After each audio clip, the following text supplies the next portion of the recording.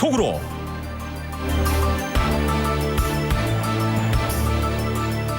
한국을 대표하는 기업인은 이 삼성의 이건희 선대 회장이 신경영 선언을 한 지 31주년이 됐습니다. 이 아들은 이재용 회장은 지난달 말 반도체 사업 수장을 전격 교체한 뒤 미국 출장을 와 있습니다. 또 영국의 저명한 대학 평가 기관 QS가 발표한 2024 세계 대학 평가에서 서울대가 31위로 1년 만에 순위가 10계단이나 오르면서 9년 만에 도쿄대학을 앞섰습니다. 자, 봉호식 기자. 안녕하십니까? 지난 1993년이죠. 이 독일 프랑크푸르트에서 대한민국 최대 재벌 삼성의 이건희 회장이 마누라와 자식만 빼고 다 바꿔라라고 강조했던 신경영 선언을 한 지 벌써 31년이 흘렀네요. 그런데 지금 상황은 여러 가지로 녹록지가 않은 것 같습니다. 네, 세월 참 빠른 것 같습니다. 일제 식민지 시절은 1938년에 이병철 창업회장이 대구에서 삼성이라는 회사를 세웠는데 86년 세월이 흐른 지금도 삼성이 1등을 지키고 있습니다. 이후에 이건희 회장을 거쳐서 이재용 지금의 회장까지 삼성 3대째 글로벌 기업으로 발돋움을 했는데요. 그렇지만 그룹을 먹여 살리고 있는 대표 주자인 삼성전자, 특히 반도체를 둘러싼 상황은 모두가 알다시피 예전 같지 않은 것 같습니다. 삼성전자가 최근 직면한 위기 상황이 신경영 선언 이전보다도 심각하다고 보고 있는 사람들도 많은데요. 어쨌든 이건희 선대 회장 당시의 선언에 지금 새삼 삼성 안팎에서 주목하는 분위기인데 현재 처한 위기, 글로벌 경기 침체도 있고 지정학적인 리스크로 불확실성이 갈수록 커졌는데 마누라와 자식만 빼고 다 바꿔라 이렇게 말씀하셨던 이건희 회장이 지금 생존해 계셨다라면 현재 위기 상황에 대해서 이젠 처자식도 바꿔라 이렇게 말씀하실 것 같습니다. 그러면 그렇게 얘기를 해야죠. 바꾸기 위해서 이혼했습니다. 아니면은 처자식은 변화를 시켜라. 바꾸지는 않더라도 변화를 시켜라. 이렇게 말씀하실 듯한데, 자 그러면은 삼성에게 구체적으로 어떤 위기가 닥친 거예요? 네, 주력 반도체 사업이 지난해 15조 원에 육박한 천문학적인 적자를 냈죠. 네. 최근에는 하강 국면에서 다소 벗어나기는 했는데 그래도 인공지능 AI 시장 확대로 수요가 급증한 고대역폭 메모리 HBM 대응이 늦어지면서 이제는 한국의 라이벌 SK 하이닉스에도 주도권을 뺏겼습니다. AI 반도체 시장 최근에 젠슨 황 엔비디아 최고 경영자가 삼성전자 HBM 엔비디아 품질 테스트를 통과하지 못했다는 소문에 대해서 그건 아니다 이렇게 벽을 쳐주기는 했습니다마는 업계에서는 이 같은 선언이 삼성의 엔비디아 공급이 임박한 것이 아니라 젠슨 황 CEO가 삼성의 납품 가격을 후려치기 위해서 원론적인 수준에서 도와주는 발언을 했다 이렇게 보는 시각도 있습니다. 이런 가운데 파운드리 반도체 위탁 생산 부문은 1위 업체인 대만 TSMC와 삼성의 격차가 아직 좁혀지지 않고 있고 후발 주자인 미국의 인텔에도 삼성이 쫓기는 그런 상황입니다. 그러면 이 삼성의 먹거리 발굴도 아직 정제 상태입니까? 이재용 회장이 지난 2월 달에 경영권 불법 승계 의혹 사건 1심에서 무죄를 선고받으면서 부담을 덜기는 했는데 아직 항소심이 남아서 완전히 사법 리스크가 해소되지는 않았습니다. 그렇기 때문에 책임 경영 차원의 등기 임원 복귀도 늦어지고 있는데요. 지금 삼성에 이은 재계 2위 SK 총수인 최태원 회장 역시 최근에 이혼 소송으로 경영권이 흔들릴 처지가 됐는데 삼성은 아직까지 별다른 위기 탈출 해법을 보여주지 못하고 있습니다. 미래 먹거리를 발굴하는 것이 이재용 회장의 핵심 과제이기도 한데 지난 2011년에 9조 원을 투자해가지고 미국의 전장업체 하만을 인수한 것이 마지막 대형 M&A로 지금 남아 있습니다. 네. 결과물이 아직도 나오고 있지 않죠. 오, 네. 먹거리를 발굴한다는 얘기는 식품업계로 진출한다는 얘기가 되는 건가요? 아니죠. 그건 아니고. 그건 아니고요. 먹는 사람이 먹는 게 아니라 반도체와 같은 또 다른 또 다른 첨단 미래 AI 사업은 뭘로 할 것이냐. 이제 이 얘기를 미래 먹거리를 뭘로 할 것이냐 이렇게 얘기를 하는 거죠. 저는 먹거리 그래서 아니 식품업계로 진출한다는 건가 뭔가 그랬습니다. 제가 잠시 오해를 했고요. 죄송합니다. 자, 삼성하면은 오랫동안 노조가 없는 경영으로 굉장히 유명하잖아요. 그런데 이런 전통도 달라지고 있다고 해요. 네, 삼성전자 최대 노조가 전국 삼성전자 노동조합 전삼노로 불리고 있는데 지난달 말에 처음으로 파업을 선언한 데 이어서 첫 단체 행동으로 일주일 연가 투쟁에 나서기로 한 상황입니다. 그렇습니까? 네. 삼성 전반에 걸쳐서 여러 가지 문제가 이재용 회장 앞에 놓인 과제가 많은데 이 회장 자신이 4년 전에 무노조 경영 방침을 공식으로 폐기를 했는데 4년 만에 삼성 노조가 처음 파업을 선언하고 집단 행동을 예고하고 앞으로 노조와의 갈등까지 해소해야 될 그럴 책임을 지고 있습니다.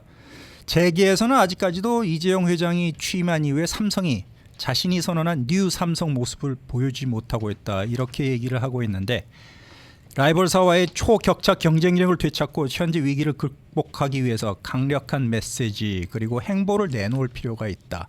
아까 말씀드린 대로 뭔가 다른 먹거리를 내놓아야 된다고 얘기하는데 분명한 것은 지금 안팎으로 곳곳에서 삼성이 예전의 삼성 같지 않다 이런 얘기가 자주 나오고 있습니다.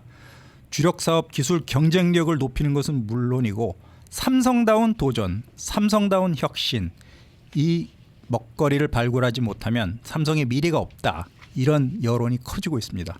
그래서 결국 이런 문제점을 진단하고 해결책을 찾기 위해서 이재용 회장이 나섰다 이런 얘기가 되겠네요. 네, 이재용 회장 보름 일정으로 지금 미국 출장 중인데 미국 최대 통신 업체 버라이즌 경영진과 미래사업 협력 방안을 논의하는 것을 비롯해 가지고 글로벌 IT 기업 그리고 미국 정계 인사들과 30건이 넘는 비즈니스 미팅을 소화할 예정입니다.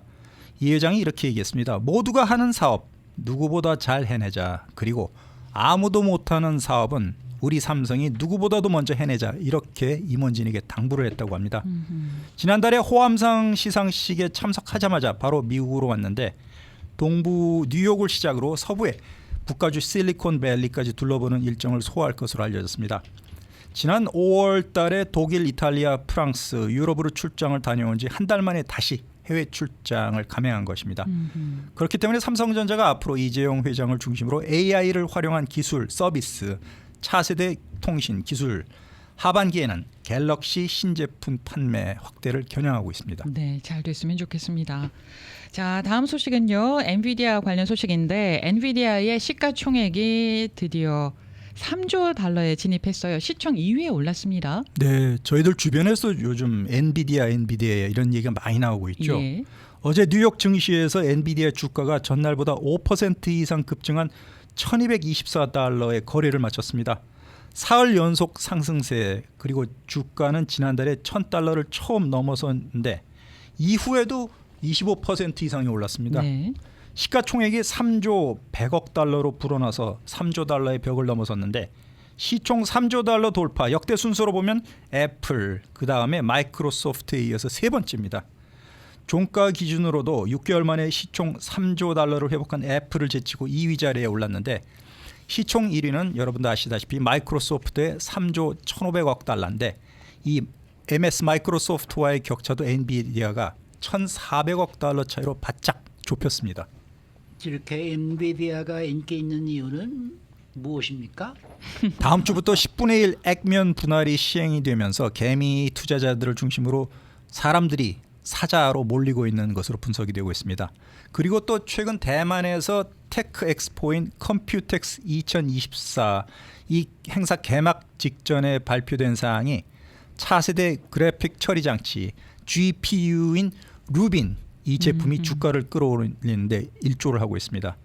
이 밖에 영국의 반도체 설계 회사인 ARM 주가도 마찬가지로 8% 이상 폭등했고 그리고 AMD도 각각 3% 상승하면서 요즘에는 반도체 관련 주식이 계속 상승세입니다. 네. 자, 다음은 대학 관련 소식인데요. 서울대학의 세계평가에서요. 대학교 일본의 도쿄 대학을 9년 만에 앞섰다는 소식이에요. 네, 저희들이 있는 남가주에서도 서울대 동문파워 굉장히 강력하죠. 네. 이게 근데 한국 기관 조사가 아니라 영국의 저명한 글로벌 대학 평가 기관인 QS가 어저께 발표한 것입니다. 영국의 대학 평가 랭킹은 미국과는 좀 많이 다릅니다. 폭넓은 요소를 다양하게 감안해서 일반적으로 한인들이 생각하는 명문과도 상당히 차이가 있게 됩니다. 한국 사람 입장에서는 미국 대학이 제일 세계에서 뛰어나다 이렇게 생각하시는 분들이 많은데 사실이지만 영국의 QS 랭킹은 상당히 다양한 나라의 한국을 포함한 전 세계 대학을 다 평가합니다.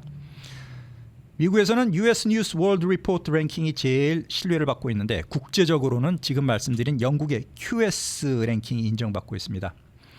한국 대학 가운데는 물론 서울대가 1위를 차지했는데 전 세계에서 31등, 1년 만에 10계단이 뛰어올라서 2015년 이후에 9년 만에 처음으로 일본의 최고 명문대학교 도쿄대학을 제쳤습니다. 도쿄 대학은 몇 위예요? 하나 뒤진 서울대가 31등이고 불과 하나 뒤인 32위가 도쿄대였는데 네. 이 영국의 QS는 세계의 지구촌 5,000개 대학을 평가를 했습니다. 예. 그래서 랭킹은 1,500등까지만 매겼는데 1,500개 학교 중에 한국 대학은 43곳이 포함이 됐습니다. 연세대학교는 작년보다 20계단 뛰어오른 56등, 고려대학은 작년도 79등에서 올해는 67등, 그 다음에 카이스트가 53등, 포스텍이 98등으로 나란히 다 순위가 상승했습니다. 네. 이 밖에 성균관대학교도 123등, 한양대 162등, 전년보다 다 뛰어올랐고 이번 평가에서 QS 랭킹 100등 안에 든 대학은 미국이 4분의 1인 25곳으로 가장 많았습니다.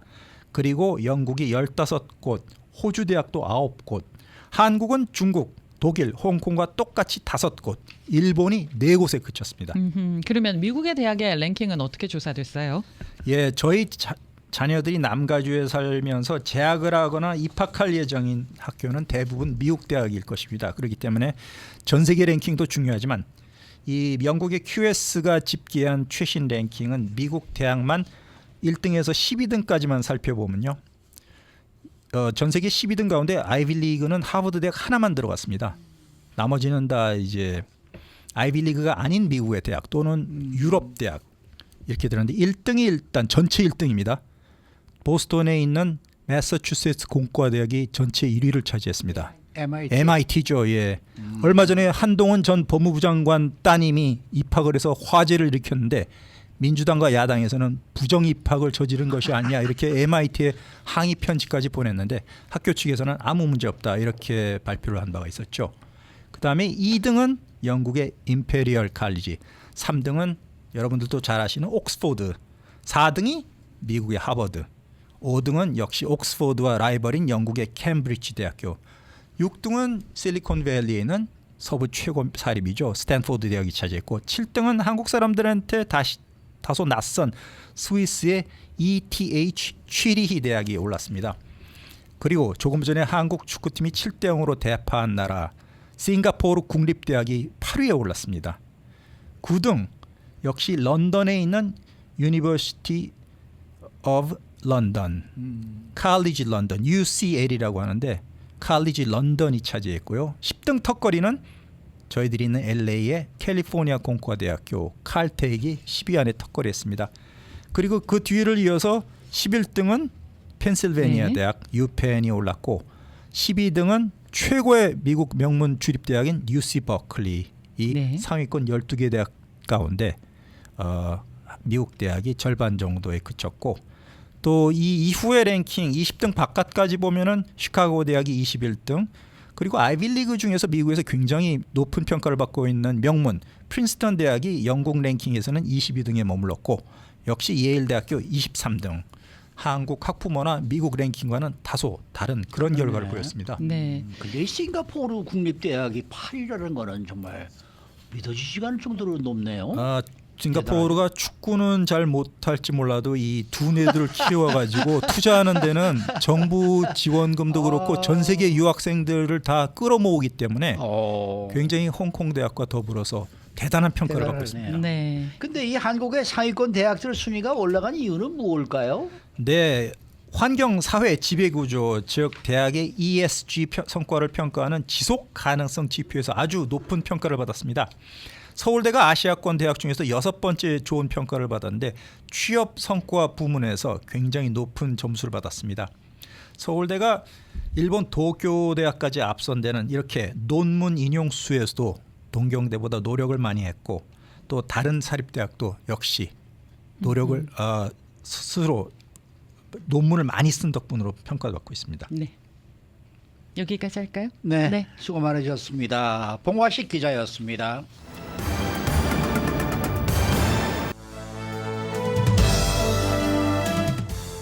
인사이드 아메리카. 네, 남가주를 비롯한 서부 지역에 폭염이 덮쳤습니다. 이럴 때 방문객들이 몰리는 곳이 있죠. 바로 데스밸리입니다. 이번에도 이 뜨거움을 직접 느끼려는 방문객들이 데스밸리를 찾고 있다는 소식이고요. 또 도널드 트럼프 전 대통령이 성추문 입막은 돈 혐의로 유죄 판결을 받은 이후에 조 바이든 대통령이 트럼프와의 지지율 격차를 좁힌 것으로 보인다라는 여론조사 결과가 발표됐습니다. 또 미국에서는 매년 잃어버리는 동전 등 수백만 달러 상당의 이 동전이 버려지고 있는데 이 같은 동전을 주우면서 즐거움을 느끼는 미국인들도 많은 것으로 나타났습니다. 박현경 기자. 네, 안녕하십니까. 이 그레이데이 준 글룸으로 아주 흐린 날씨에 쌀쌀하기까지 하던 이 남가주에도 드디어 더위가 찾아온 것 같습니다. 어제 상당히 더웠죠? 네, 갑자기 확 더워졌습니다. LA 한인타운은 그나마 남가주 지역 가운데서는 기온이 많이 오른 곳은 아니었는데요. 그럼에도 어제 한낮에 LA 한인타운에선 밖에 조금만 걸어 다니면 땀이 날 정도로 꽤 더운 날씨를 보였습니다. 그리고 벨리 지역은 100도에 육박하거나 100도를 넘는 기온으로 훨씬 더 뜨거웠습니다. 오늘도 앞서 뉴스 시간에 전해드렸듯 높은 기온의 더운 날씨가 이어지겠습니다. 네, 남가주만 더웠던 게 아니고요. 북가주도 굉장히 더웠다고 하더라고요. 네, 어제 나파밸리 등도 100도에 육박할 정도로 남가주에 더해 북가주 지역도 매우 더웠습니다.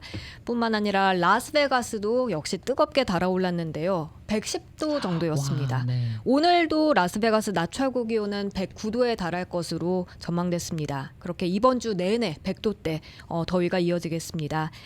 미 남부와 멕시코를 덮쳤던 열도미 북상에서 이곳 캘리포니아주와 애리조나주 등 미 서부가 폭염 영향권에 들어간 데 따른 겁니다. 자, 아무리 더워도 데스밸리만큼 덥지는 않을 것으로 제가 알고 있는데 네. 이 지구상에서 가장 더운 곳으로 알려진 데스밸리 요즘은 어느 정도나 기온이 올라가 있어요? 110도는 기본적으로 훌쩍 넘습니다. 와, 그렇겠죠. 네, 120도 정도에 달하는데요. 아. 오늘도 119도까지 오릅니다. 섭씨로는 48.3도입니다. 네. 앞서 124도 이상으로 오른다는 예보가 나왔었는데요. 124도는 섭씨 51.5도입니다. 와, 네. 이렇게 더운 데스밸리에 방문객들이 몰리고 있다는 거 아닙니까? 맞습니다. 한창 날씨가 더워지면 그 기록적인 더위를 몸소 체험하려 그렇게 데스밸리를 찾는 방문객들이 늘어나는데요. 예. 이번에도 역시 그렇습니다. 로이터 통신에 따르면 이번 주에 가족 단위로 또 친구들끼리 연인들과 함께 이 데스밸리를 찾는 모습입니다.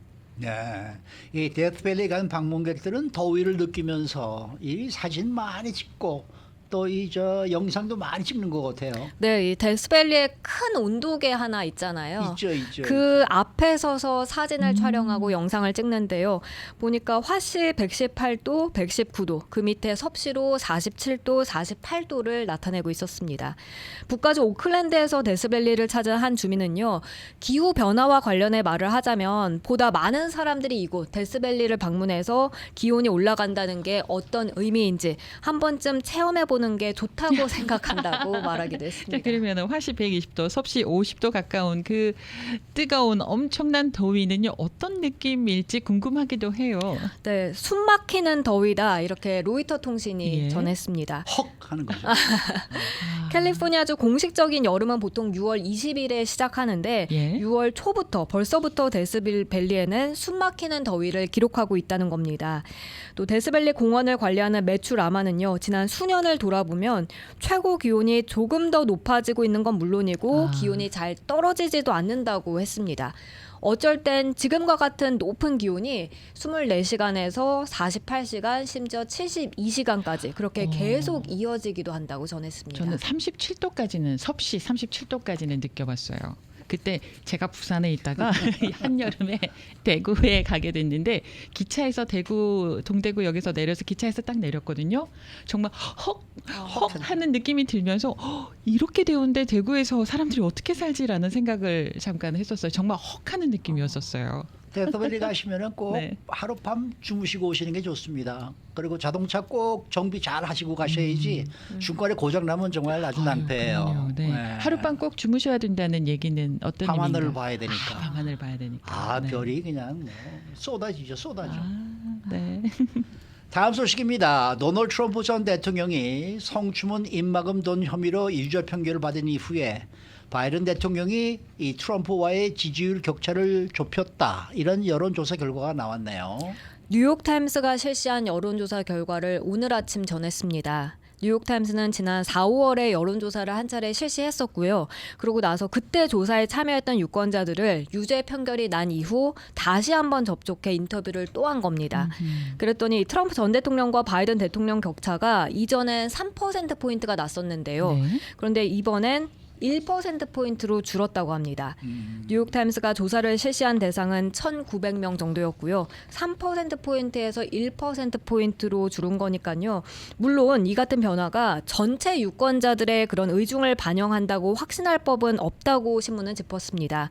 그럼에도 일부 유권자들은 유죄 판결 때문에 트럼프 전 대통령에 대해서 지지를 재고했음을 보여주는 것이라고 신문은 평가했습니다. 그러면 조사 결과를 좀 더 구체적으로 좀 세밀하게 나눠서 살펴보면 좋겠어요.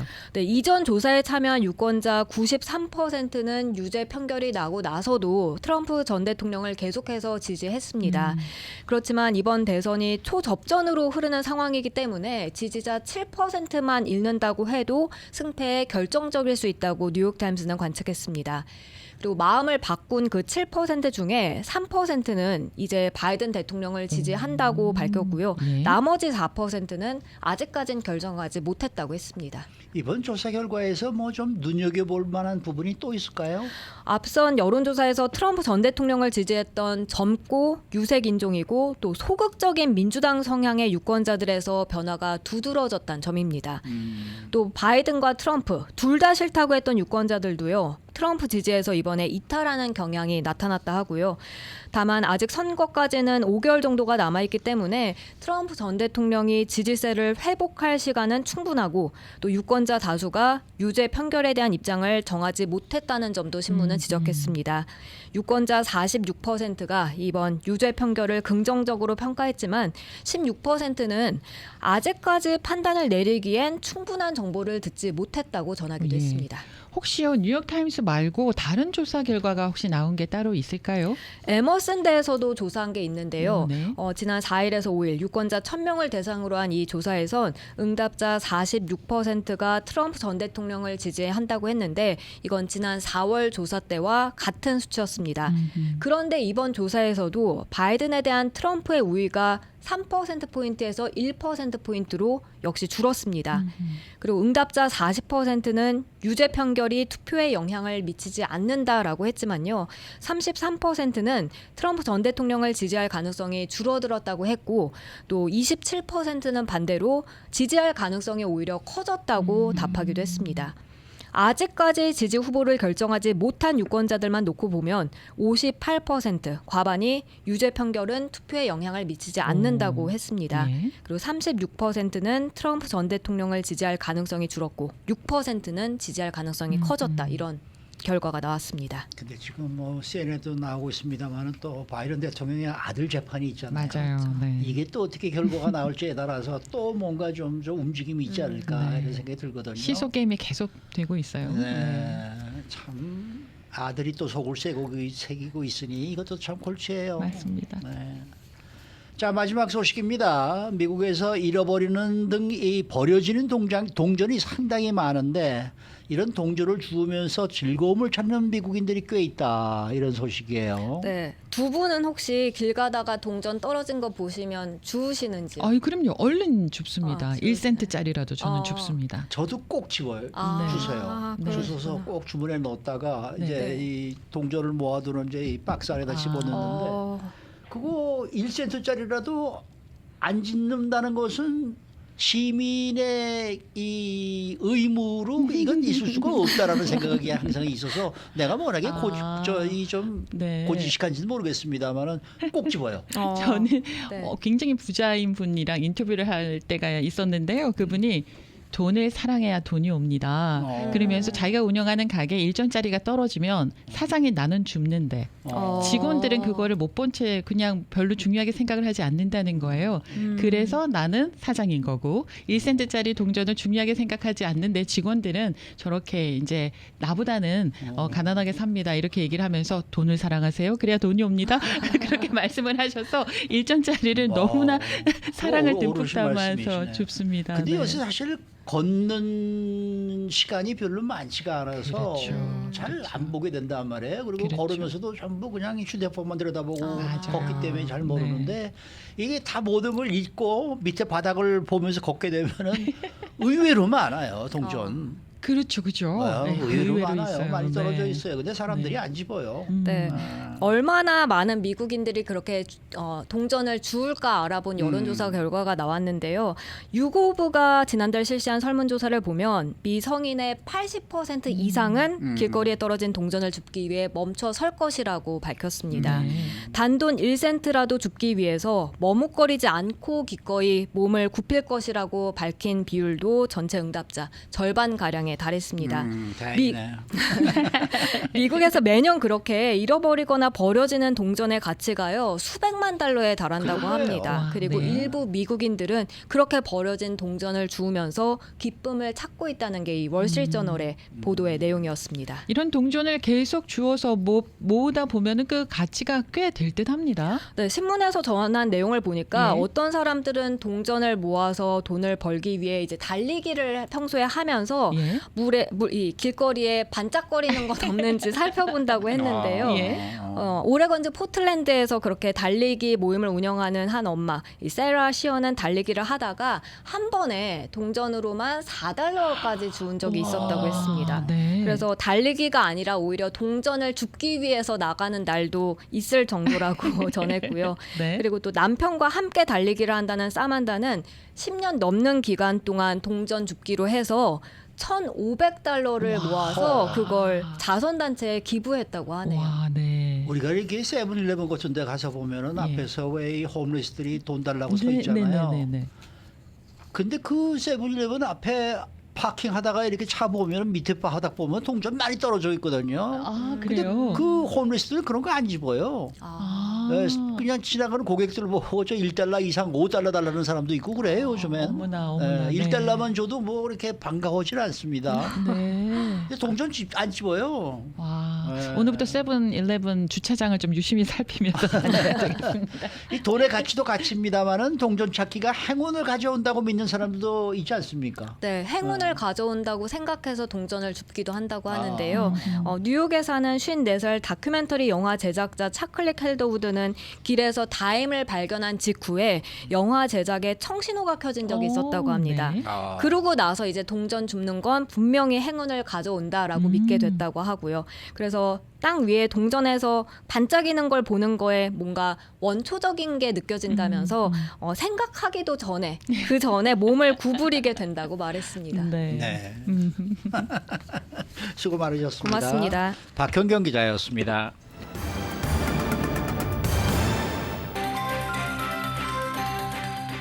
데일리 브리핑.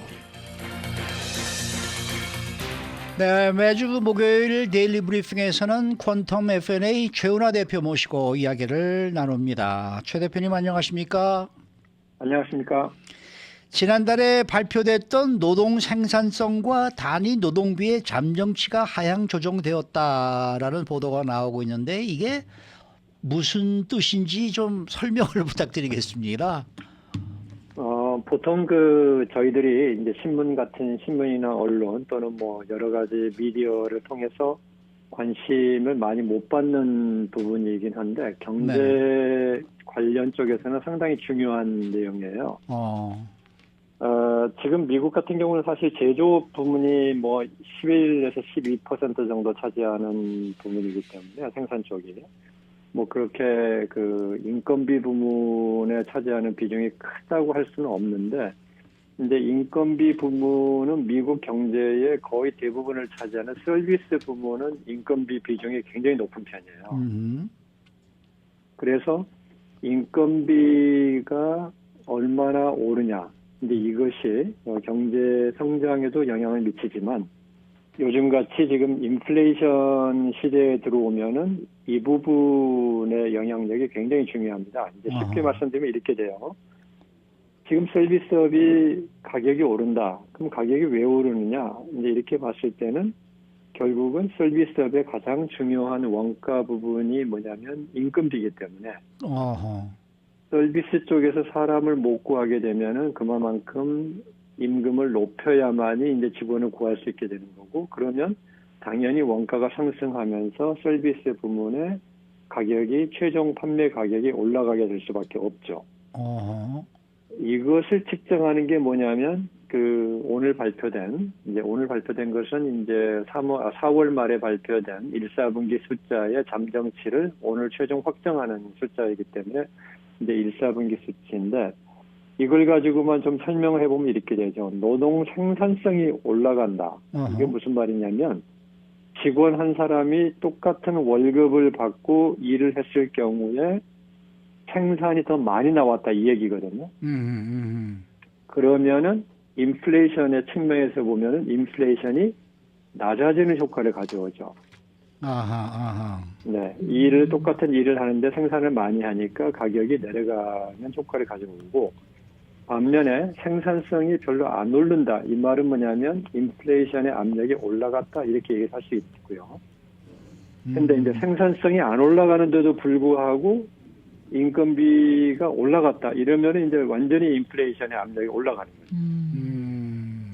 또 반대로 생산성이 안 올라갔지만 인건비도 안 올라갔다. 그러면은 별로 인플레이션의 영향이 없는 거겠죠. 그런데 오늘 발표된 걸 보시면 1사분기에 생산성의 증가는 0.2% 연율 기준이에요. 연율 기준으로 0.2%이기 때문에 생산성이 거의 오른 게 없다라고 보시면 됩니다.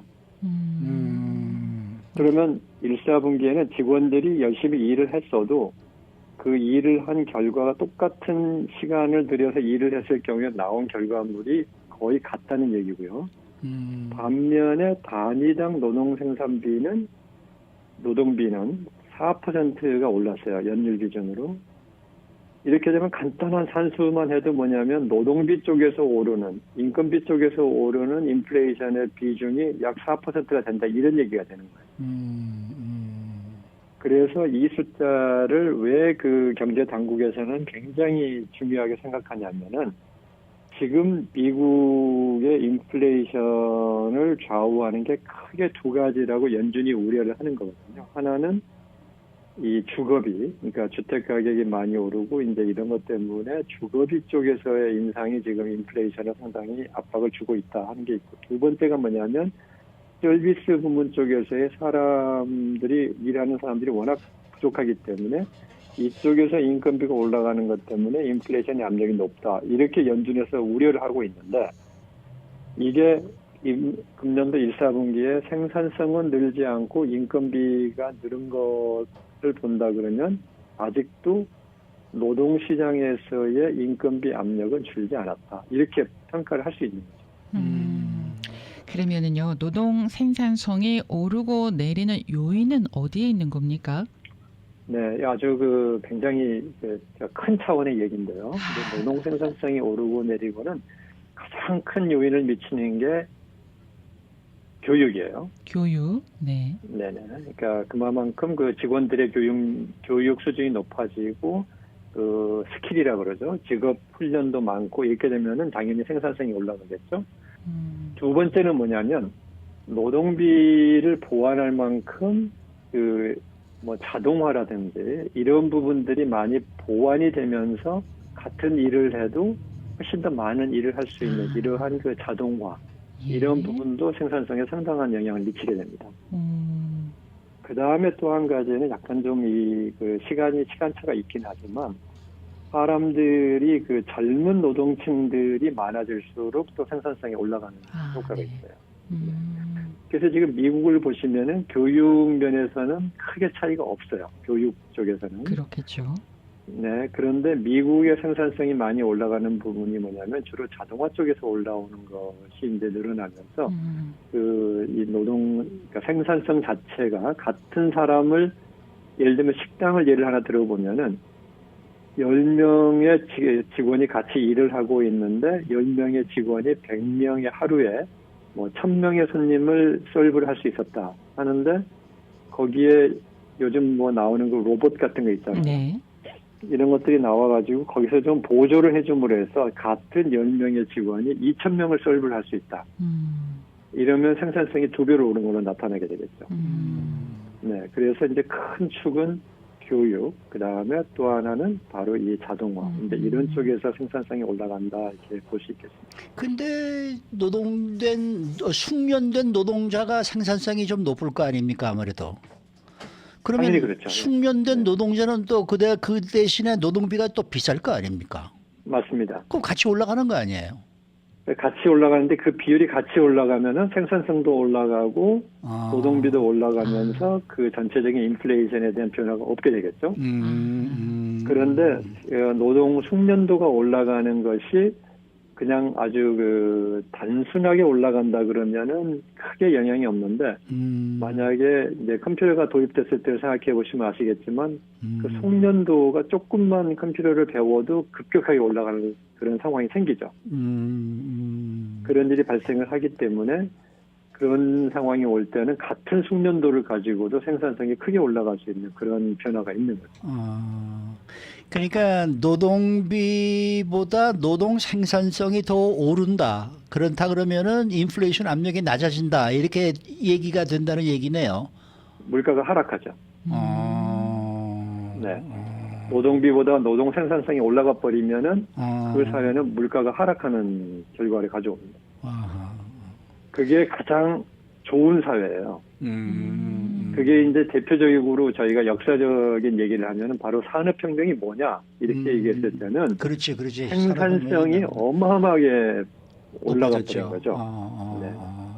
네. 그런 시대에는 그 전까지는 쌀 한 가마니를 얻기 위해서 한 달치를 벌어야 됐던 시절이라 그러면 요즘 같을 때는 어떻습니까? 쌀 한 가마니가 한 달 월급의 뭐 10분의 1이나 될까요? 뭐 이 정도로 이제 줄어버리는. 이런 게 바로 사회 전체적으로 볼 때 생산성의 혁명이라고 할 수 있죠. 그리고 또 오늘 아침에 그 신규 실업수당 청구 건수가 또 발표가 됐습니다만은 이거는 뭐 오르락내리락 뭐 하고는 있습니다만은 예전에 비하면은 지금 아직도 지금 굉장히 낮은 수준 아닙니까? 그렇죠. 이게 어떻게 그러니까 이렇게 오랫동안 이렇게 이 낮은 이 실업수당 청구 건수를 기록할 수 있을까요? 그것의 반증이 뭐냐면 그만큼 경기가 좋다라고 해석을 할 수 좋은 있죠. 거다. 네. 그 다음에 이제 저희가 그 팬데믹 기간에 겪었던 현상이지만 그 다음에 팬데믹 때 많은 직원들이 순간적으로 일자리를 잃었다가 다시 돌아온 이후에 어떤 현상이 발생했냐면 직원을 구하기가 굉장히 어려워졌죠. 그러다 보니까 그 일종의 악몽 같은 게 있는 거예요. 그 고용주 입장에서는. 그래서 웬만하면 직원을 내보내지 않죠. 네, 이런 현상도 지금 곁들여져 있고, 그래서 이제 큰 그림으로 보면은 지금 고용 시장은 일단은 경기가 좋은 상태이기 때문에 그 직원에 대한 그 해고율이 낮다. 그러면서 신규 실업수당 청구율이 이제 낮아지는 거죠.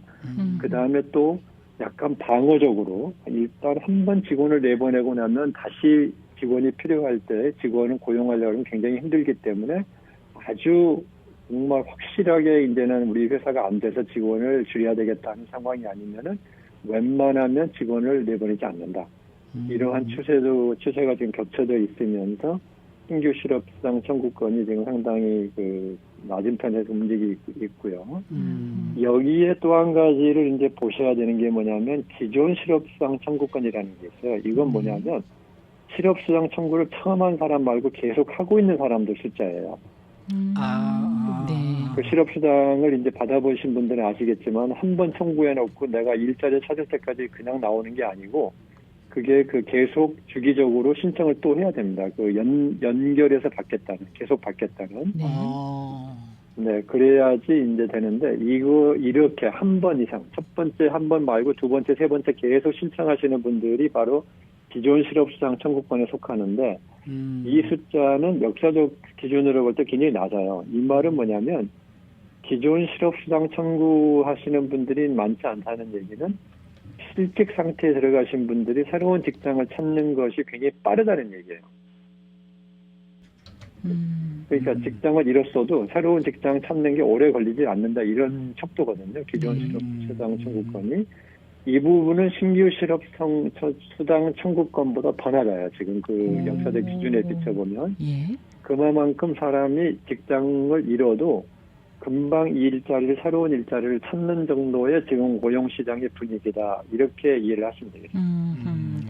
자, 그리고요 한간에서 경기 침체가 우려된다. 그래서 지금부터 준비를 단단히 하셔야 된다. 뭐 이런 전문가들의 얘기가 더러더러 뉴스에 나와요. 그런 거 보면은 좀 걱정이 되기도 하는데 이거 어떻게 받아들여야 됩니까? 많은 분들이 경기 침체를 원하시는 거 아닌가요?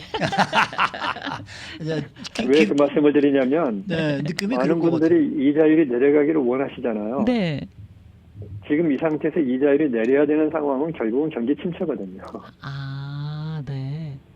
그러니까 제가 몇 번 말씀드리지만 이 자리에서 말씀드리지만 저희들이 이 사고가 그 총체적 사고를 좀 하시는 훈련을 하실 필요가 있어요. 그게 무슨 얘기냐면 이자율 내리는 것을 바라는 마음이 사실은 경기 침체를 바라는 것하고 거의 같은 얘기예요.